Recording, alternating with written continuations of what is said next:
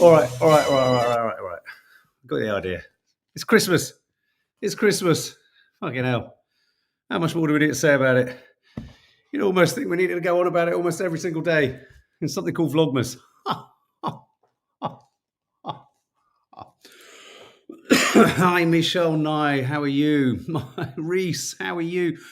All the best laid plans ruined by two things: a movie shoot and some awful frickin' lurgy.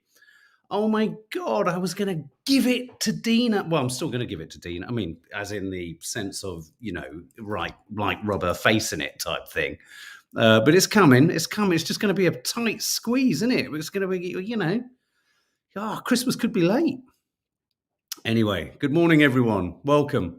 I thought a little bit of festive music at the front there would just get me in the right mood as much as you in the right mood. And then when we're all in the right mood, we can all dance around in a circle singing Kumbaya, my lords.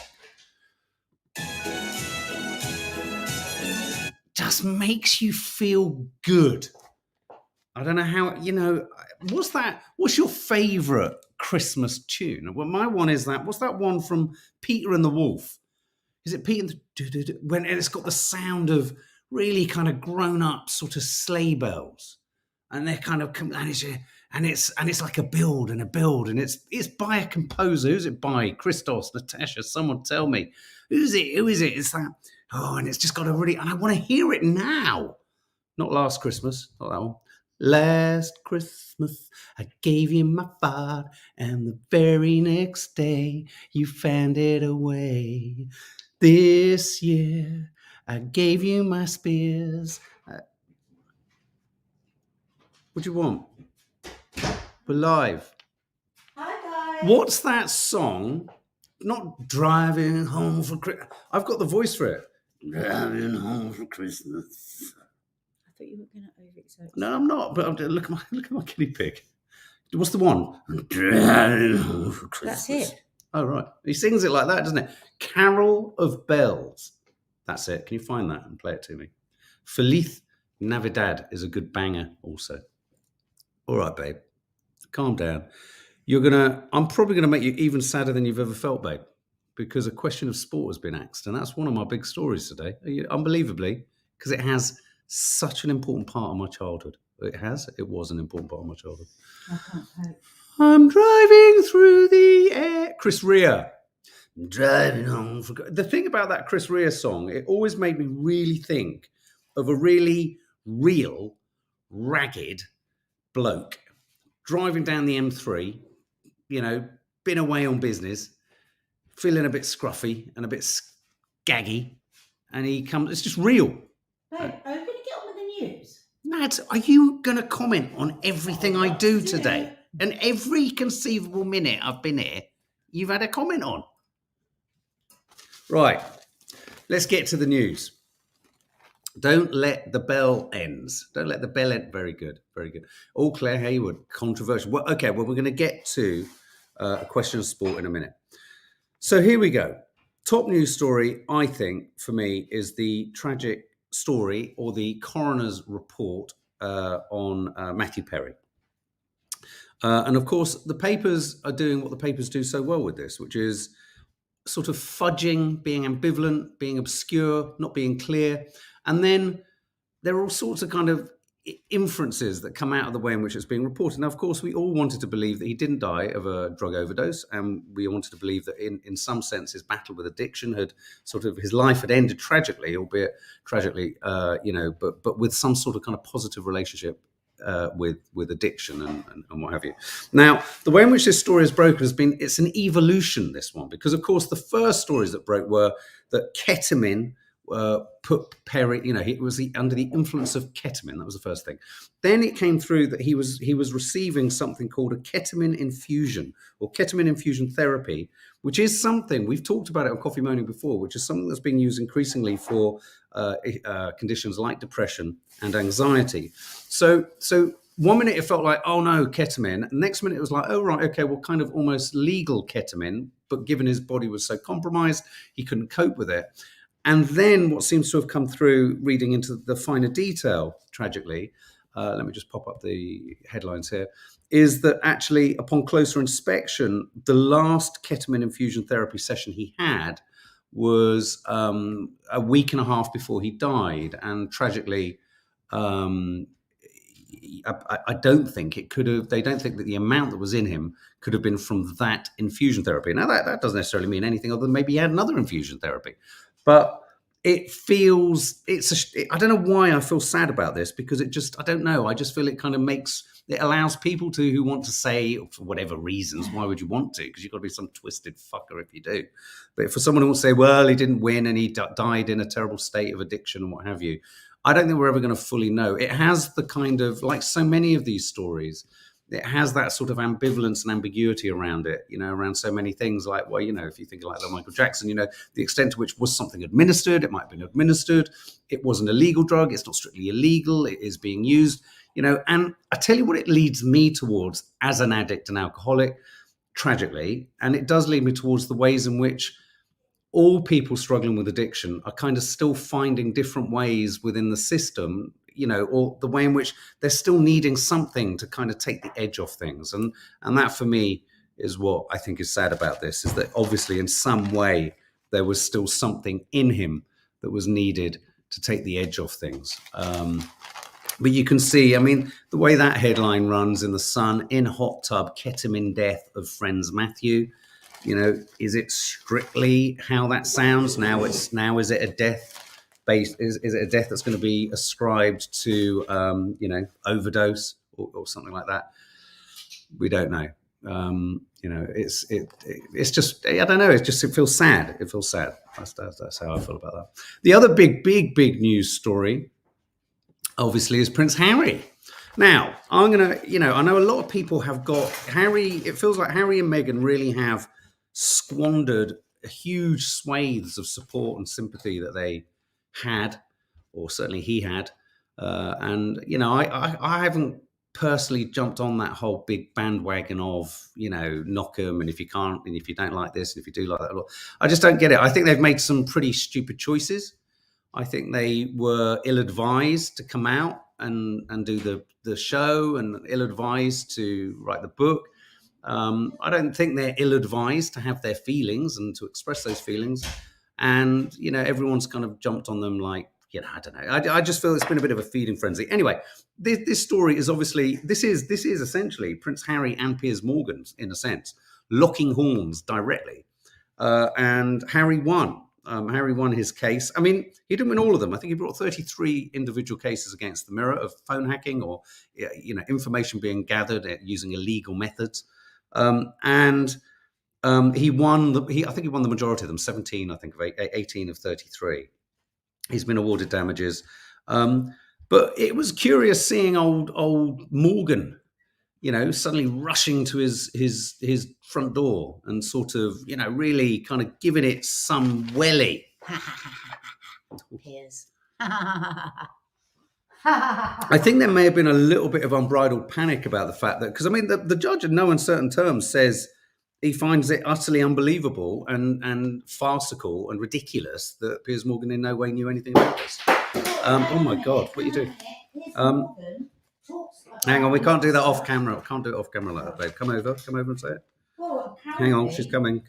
Apparently, I haven't read Piers Morgan's autobiography, but apparently he talks quite freely about a lot of this stuff in his book. Well, he can't possibly say that he was myself. listening to it, otherwise he would know that he can't have said it in a book, otherwise everyone now would be publishing it, wouldn't they? The amount of times people have said to me, well, he's put it all in his book. Has anyone here read it? Has anyone? Well, here's the thing. I mean, Piers Morgan stood there saying, he said that Prince Harry wouldn't know the truth if it slapped him around his California tan face. Now, look. I mean, here's the thing. I think what we've discovered just in the recent conflict, let's just look at the recent conflict. The mainstream media is not a trustworthy entity. And so I think one has to stop and ask oneself questions. If you find yourself going, oh, bloody Harry, what a whiner, what a moaner. And, lots and lots of people, Stephen Lawrence's family, Doreen Lawrence, is it Doreen Lawrence? She's in the next inquiry because so many ordinary people have also had their private lives hacked, looked into, explored. And okay, everyone goes, oh God, it's these lub-lubs that, okay, fair enough. You're entitled to that. But Piers Morgan's a lub-lub. And they didn't do it to him, he did it to them. Or, there's the suggestion. So, do you know what I mean? It's like, why would we? I think Piers Morgan's done a very good job of spending the last 5 years putting himself in this so-called position of, I'm one of the people, when he's so not one of the bloody people. He's one of the lub-lubs. When I say lub-lubs, I mean celebs, because I think there's this perception, isn't there? If you're a celeb, it's based on envy, all of it. It's like if you're off the telly, if you've done anything that vaguely gives you a high profile, if you do something that kind of in any way means that you're successful, but someone perceives you to not be successful, it's like, why have you, you should be hacked. Well, no, it doesn't work like that, guys. Because it could be you if something tragic and awful happened to your family, as it did. I can't remember what was the name of the other case where the poor family. What was the name of the? Was it the? Or it wasn't the Bulgers, was it? I mean, there were ordinary people. So people, I think, when people go, oh Harry, I think actually, this is good. This is good. Piers Morgan. Piers Morgan ain't going to sit at the table and defend you. Colin Ridgewell. Piers Morgan was sacked from the Mirror for faking a picture of our soldiers torturing people. Piers Morgan, the idea somehow that when Piers Morgan says Prince Harry wouldn't know the truth if it slapped him around the California tan face, if he's trying in any way to suggest that Millie Dowler, thank you very much, Millie Dowler, the Dowler family, absolutely. Tragic, awful. If he's trying to pretend in some way that the British mainstream press, print press specifically, in this era was peddling in truths, well, it deserves the tumbleweed silence that's currently emanating throughout the room. So anyway, I don't know. I just thought it was telling that he was on his doorstep slagging old Harry off.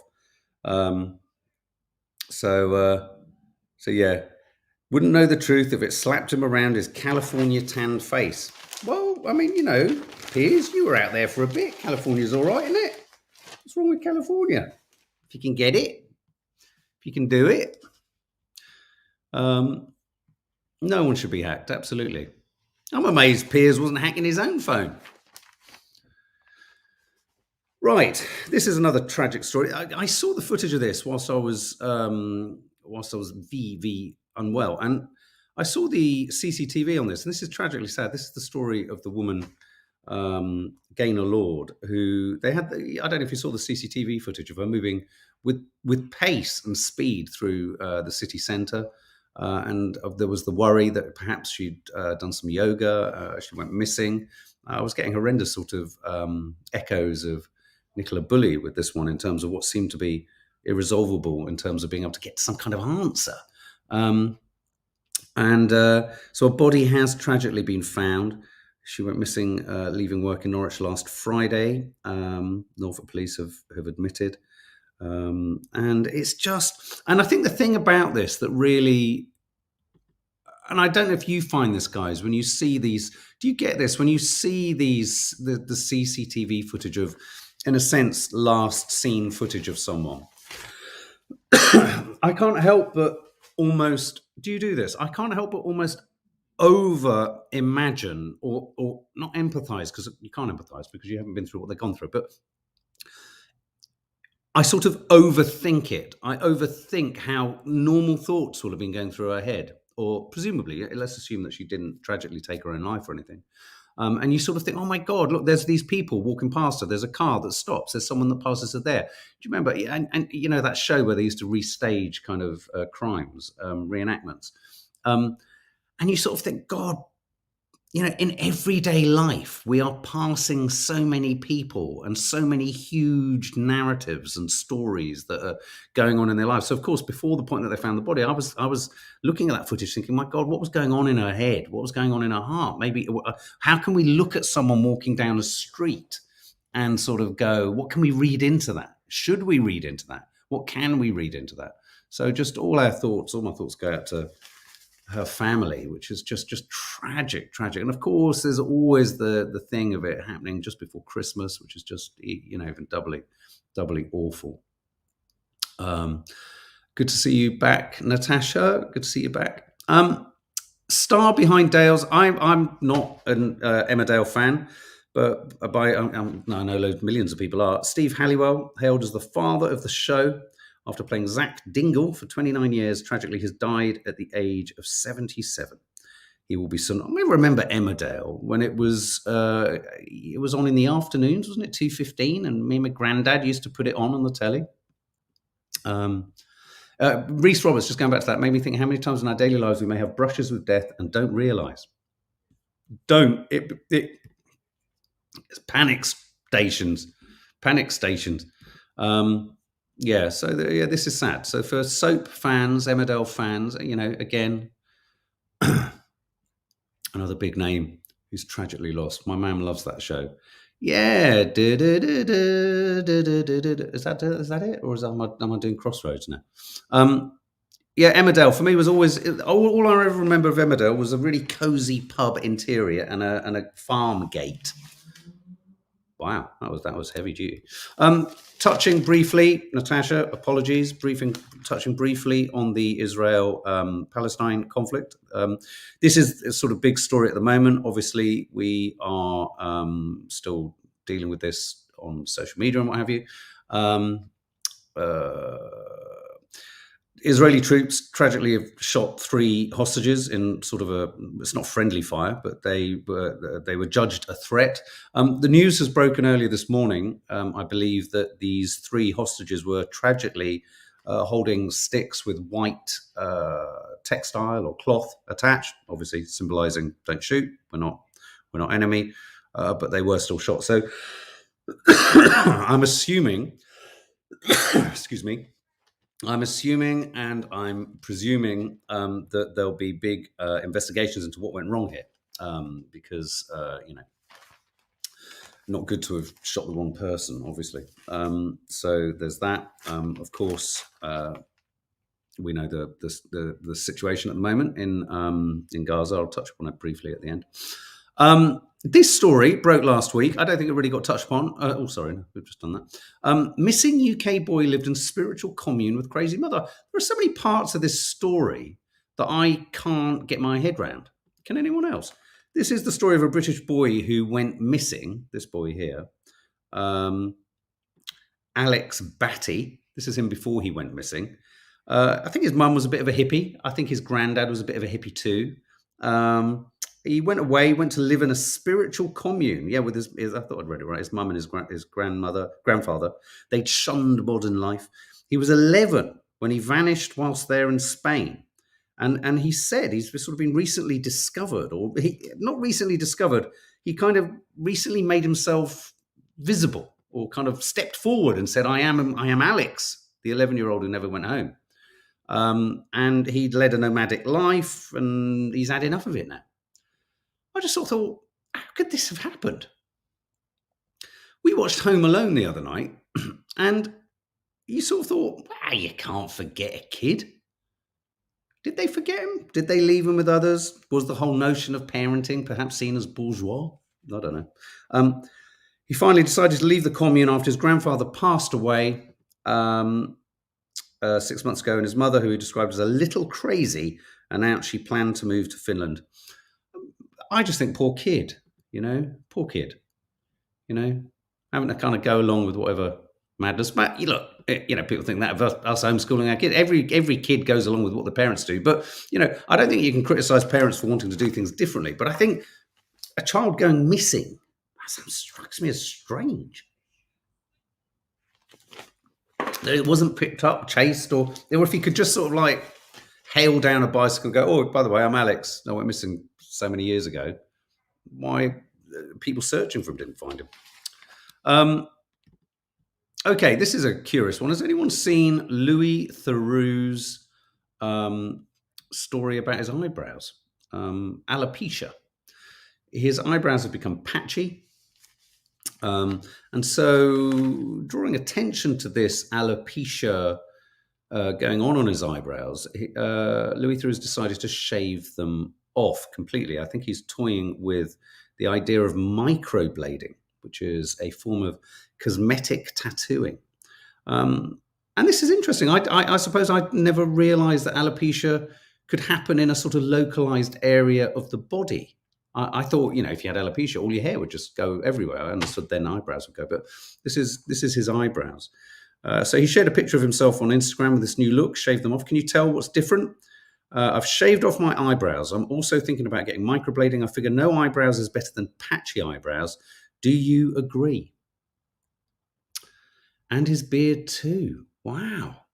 I wonder if it will extend to his head. Hair is a funny thing as you get older, isn't it? Dawny, I lost both eyebrows when I got COVID in 2020. Did you, Dawny? And how does that make you feel? Are you aware of that? My mum, Nanny Di, you don't mind me saying, you've got you've always had fair hair, Mum. So it always looks like you've just got fair eyebrows. But if you look closely, you can't really see any hair there.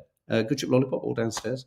Natasha, I'm obsessed with my eyebrows. I would hate it. So shallow, I know. It's not shallow. I think we're told to think it's shallow. It's not shallow. Yeah, okay. It's not as severe as some other things, but my God, it's us. It's you. It's your face. I've lost some of my eyebrows, Nicola Lee, so I had to have them tattooed on. Tiggy, my friend, where have you gone, Tiggy? My friend has the same, got her microbladed. You'd never know. Wow.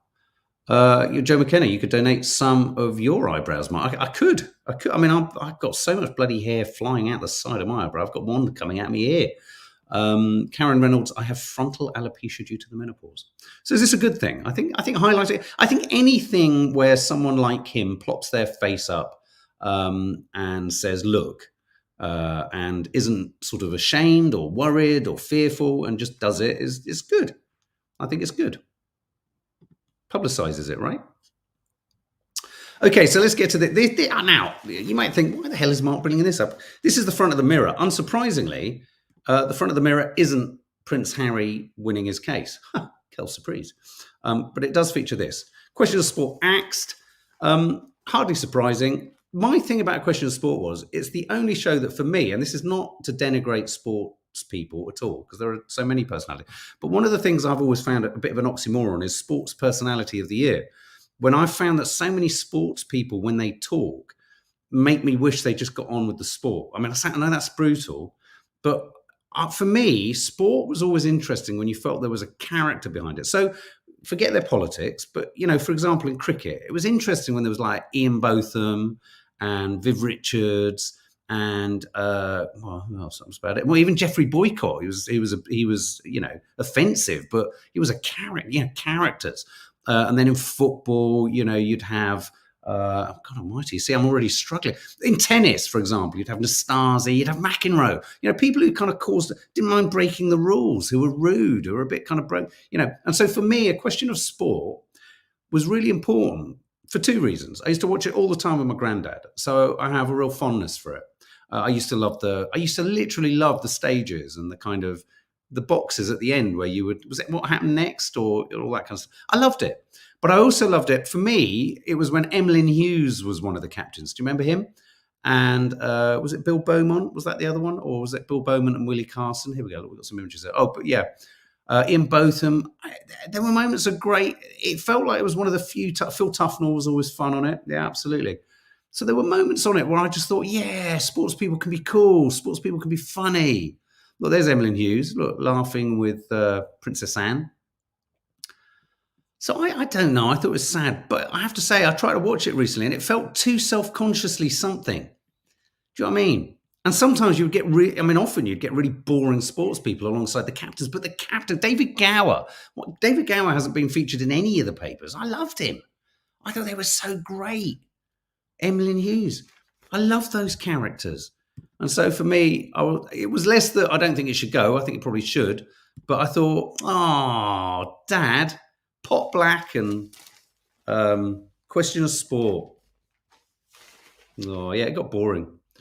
There you go. And didn't they used to have to stand? Didn't they used to have to? Hang on. Didn't they used to have to stand in front of? They have to enact something. Yeah, it's good, isn't it? So what have we got here? You saw it just a minute ago. This was briefly, Nads, I said they talked about this on Loose yesterday. I'm a teacher. All I want for Christmas is a thank you note. This is just a leader piece by a teacher called Nadine Asbali. Teachers showing off all their gifts on social media is a crass trend, she says. I think it's been said by some people, they're just doing their job. This is their job. Their job happens to be looking after our kids. Why do they get any more special treatment? I've made sure that our dustmen, our recyclers, our postmen, they've all had their Christmas bonus. But I think what's wrong? If you want to give a gift, give a gift. But I don't think there should be a competition or a kind of shaming of other parents if they don't give gifts. If you can't afford a gift, what I like about this is what Nadia said in the Curly Cooks this morning, which is a nice thank you note, a really meaningful, thoughtful thank you note, tailored for what that teacher has done for your kid. Don't forget, it's like the NHS, you can get shit teachers. And if you've got a bad teacher, don't do anything. It's fine. They're not worried. They're going back to school the next term. This is odd, this one. The snack death, not the Black Death, the snack death. Plague led to love of junk food. The Black Death could have sparked our love of junk food, experts say. What say you of this, guys? Rich people who ate higher calorie grub were more likely to survive the plague, which killed 50 million. What's this about, guys? So as a result, tastes changed and diets more likely to be linked to chronic diseases today developed. They found this out by studying the microorganisms of teeth from skeletons. Are there more important things to be studying from history? So eating junk food back then, what would have been considered junk food? So if they had Nutella, Catherine Cronin, you're right, fewer people would have died of the plague. I love the headline on this one. This headline really makes me laugh. This is the Daily Star at its best. Call yourself a vegetable. Call yourself a vegetable. Our favourite spuds are no good for us. But there's a serious health thing behind this. Potatoes should be stripped. Hang on a minute. Let me say that properly. Stripped of their status as a vegetable. Because of their threat, the fact that they're instrumental in obesity. Spuds should be rebranded as a starchy non-veg like rice, wheat, and oats. I think they're right. I've always felt a little bit uneasy, let's put it that way, when I've gone for a potato in the vegetable department. I thought, you're not a veg, but you're not a fruit. Put it near the rice. Oh, Natasha, potato is my favourite vegetable. It was my favourite vegetable that went into an alcoholic beverage, let's put it that way. Yeah. But true, being serious for a minute. I hate being serious. Chippy owner Charlie Speller from Cromer in Norfolk fumed, if a potato's not a vegetable, what the hell is it? It's like saying a banana isn't a fruit, or that Santa hasn't got a beard. I don't think it is quite like that, but there we go. What's this? Oh, this is funny. Judi Dench's parrot, she was thrown a curveball. Normally it would say things like, fuck off. But instead this time it said Boris Johnson, which she found infinitely more insulting. She said, 3 of us were sitting quietly in the garden. It was a beautiful evening and we were having a drink. Suddenly, clear as day, Sweetie, her bird, said, Boris Johnson. She certainly hasn't learnt it from me. Isn't that funny? Where it learnt to say Boris Johnson. Now, this image is an absolute cracker. And if you're listening on podcast, you're going to have to go over to watch this. Featherweight chin lifts. Oh, come on. What not to like about that photo? That is just so fantastic. Taken in Japan. Look at it.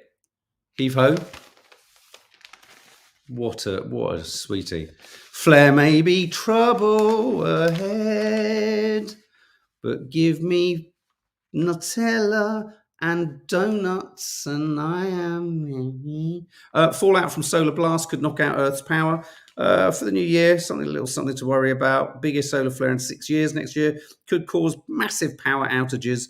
It could be a bit of a worry. YouTube might go down, but I think a hell of a lot more than just YouTube will go down if there's a solar flare that large. So it's the largest of the solar cycle so far, and the largest that we've had since 2017. So be careful, guys. The sun is going to belch, and it's going to belch hard. Family history.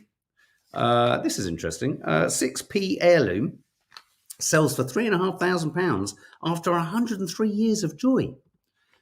This tree was an early example, the earliest example perhaps, of an artificial Christmas tree bought in 1920 for sixpence, but it sold for £3,500 after being with the same family for 103 years. Look at it. Modest little tree. Can't get many decks on that. It shows you how sort of obsessive and greedy and gluttonous we've become for Christmas baubles, doesn't it? I mean, look at the space between those. There, look, you could see through it. But yeah, isn't that sweet? It served as her tree. It served as Dorothy Grant's tree when she got it when she was 8, up until her death at the age of 101 in 2014. Now, here's images, final images of the day. Look at that. Isn't that beautiful? This photograph taken Clovelly Beach, Sydney, during a severe heat wave. It's a curious image. That's so bizarre. That looks identical to my daughter Fleur. That could be Fleur swimming there. I just wanted this photo. What a cool dude. The hottest ticket in town is David Tennant playing Macbeth. Just hottest ticket in town, guys. Go and check it if you can. With Cush Jumbo playing Lady Macbeth. This photograph here is absolutely sensational. Any photographers here? Gabby, I don't know if you're watching, Reese. No, I'll check that out, Reese. Thank you. This is the youngest. She's become Jamie Smart. You can just see her in the bottom right there. She became the youngest winner of the RSPCA's Young Photographer Awards with her portrait of a turkey. And one has to say, the contrast, color, and exposure on that is a sensational image. It might not be particularly attractive. We may have seen folds like that in other areas of our lives, but that is quite a sensational image. And another, this just made me smile. This was the runner-up. So whilst the turkey won, this was second. Bless. This is, it doesn't say who the dog is, but it's taken by Sophie Green. This was the runner-up for RSPCA Photo of the Year. Isn't that lovely? I'll pop this one up with a caption competition for a Christmas card. And finally, a candid image of Nanny Di dancing to the Deck the Halls of Field of... Oh, no, sorry, no, it was a photograph of me. Isn't that cute? Look at him. Up to mischief. I love an orangutan. There's something about them. I don't know why. Orangutans...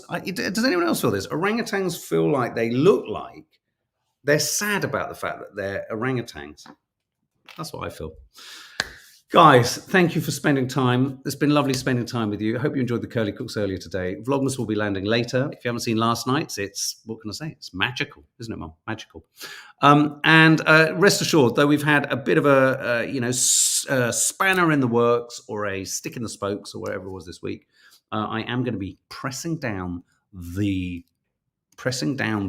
pedal on the gas when it comes to the you-know-whats. In terms of the No Name Sunday show, it's going to be a later No Name Sunday show tomorrow, live. We will notify you on the community tab. I've also notified two people have won cards from the identifying what was beautifully hanging down in that photograph that we posted on the community page too. And I just want to send you all our love. So have a lovely Saturday, guys. And why don't we go out with a little bit more of...